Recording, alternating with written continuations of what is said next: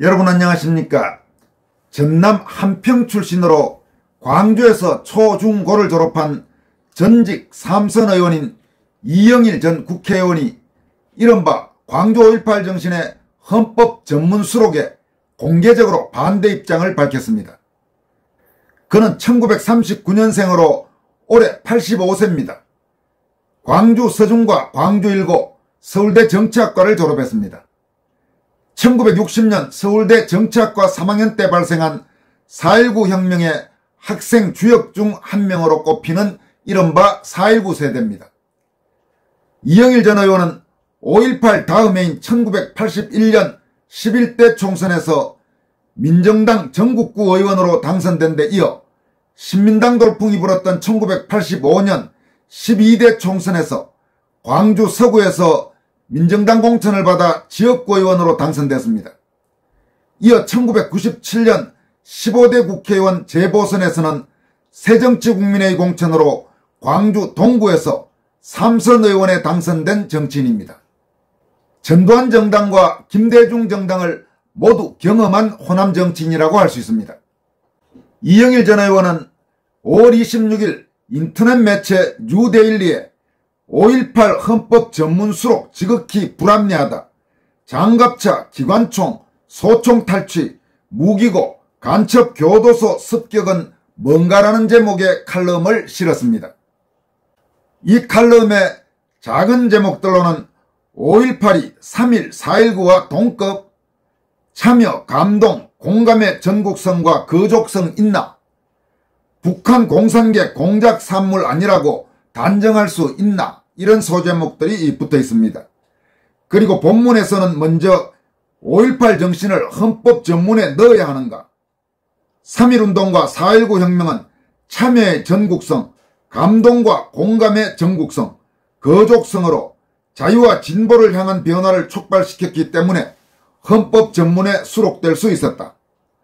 이런 요소가 거의 포함되지 않은 대중선동과 선전에 의해서 일시적으로 미봉된 한지적 민중저항운동을 헌법 전문이나 규정에 포함시키자는 것은 분단국가의 체제관리 차원에서 지극히 불합리해 보인다라고 밝혔습니다.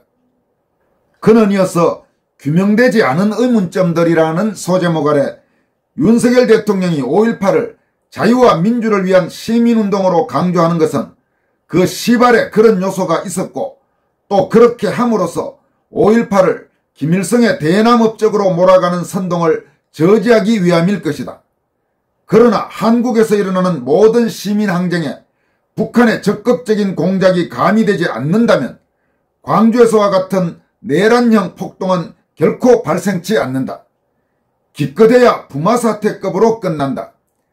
그러나 무기고가 틀리고 미전향 간첩 수용시설인 광주교도소가 여러 차례 파괴될 공격 앞에 노정되었고 공장에 있는 군용 장갑차들을 탈취 몰고 나와 시민 저항 수단으로 삼는 것은 두말할 여지 없이 북한 공산 계열의 공작 산물로 보아야 한다고 단언했습니다.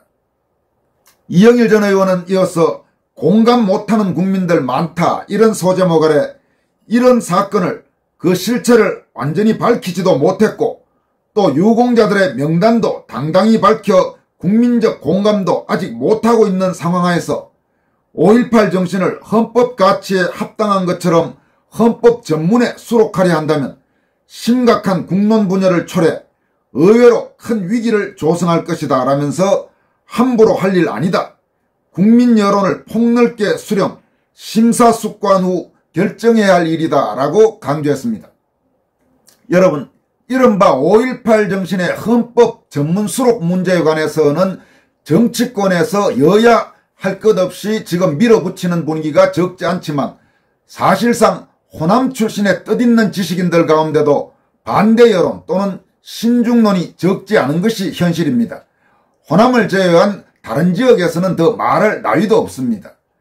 가령 호남 지역 안에서도 오늘 소개한 이영일 전 의원 외에도 그동안 여러분들에게 소개해드린 분들만 하더라도 전남 광양 출신으로 연합뉴스 편집국장과 북한 부장 등을 지낸 언론인 서옥식 대한언론인의 부회장, 전남 무안 출신의 전직 외교관인 정동일 전 주 문바이 총영사, 전북 고창 출신으로 5.18 당시 광주 조선대 국문과 3학년생으로 현장을 직접 목격한 이른바 전라도 시인 정재학 시인 등이 5.18 정신의 헌법 전문 수록에 부정적인 입장을 잇따라 공개적으로 밝힌 바가 있습니다. 또 광주 출신인 주동식 지역평등 시민연대 대표와 전북 남원 출신인 이양성 국립군산대 교수는 최근 5.18 유공자 재검증과 5.18 유공자 명단 공개를 촉구한 바도 있습니다. 호남에서 이런 양심적인 목소리들이 잇따라 나오고 있는 그런 현실에서 5.18 정신의 헌법 전문 수록 문제를 마구 밀어붙이는 것은 결코 바람직한 일이 아닙니다. 그리고 만약 그렇게 밀어붙일 경우 상당한 국론 분열과 갈등이 불을 보듯 뻔합니다. 그리고 이 문제에 관해서는 한국의 많은 양심적인 지식인들이 결코 좌시하지 않을 것이라는 점도 분명해 보입니다. 이런 여러 가지 상황들을 충분히 감안해서 신중하게 정치권이 접근해야 할 것입니다. 이어서 살펴볼 소식은 중국계 미국인인데 전직 CIA 요원이 중국에 기밀을 넘기다가 발각된 사실입니다. 그러니까 원래 중국 사람인데 미국 국적을 땄는데 뒤에 미국의 중요한 기밀을 중국에 넘기려다가 적발된 것입니다. 지금 국제적으로 적지 않은 논란이 일고 있습니다. 미국 중앙정보국 CIA 요원 출신인 중국계 미국 언어학자가 간첩 혐의로 기소돼서 재판을 받다가 유죄를 인정했습니다. 그는 최소 10년 이상 중국의 방첩기관인 국가안전부 정보원에게 CIA 내 정보원과 자산, 비밀공작 기법 등을 건네왔고 이를 대가로 중국으로부터 거금을 받아왔던 것으로 드러났습니다. 이에 앞서 미 법무부는 지난 2020년 8월 체포된 뒤 구금 상태에 있는 중국계 미국인 알렉산더 육칭마 올해 72세에 대해서 2001년 중국 국가안전부 정보원에게 비밀을 제공하는 등 수많은 비밀을 넘긴 혐의로 기소했습니다. 당시 기소장에 따르면 그가 중국 측에 넘긴 비밀에는 CIA 정보원과 자산, 국제공작 사례, 비밀통신 방법 및 공작 기법 등이 포함되어 있었습니다. 현재 구금돼 하와이 호놀룰루에서 재판을 받고 있는 이 사람은 홍콩 출신으로 1968년 하와이로 이민했습니다. 이어서 1975년 미국 시민이 된 그는 1982년 CIA에 취직해서 이듬해부터 1989년까지 해외 공작원으로 활동했는데 당시 최고 기밀 취급 인가를 보유하고 있었다고 합니다. 그는 이어서 2001년 중국 상하이로 이주했고 이즈음에 중국 측에 중요한 미국 정보를 넘긴 것으로 조사됐습니다. 그는 그해 하와이로 복귀해서 호놀룰루 FI 지부의 언어학자로 취직했습니다. 그러나 이는 그 사람과 중국 당국 간의 관계를 알아챈 FBI의 함정수사였다고 합니다.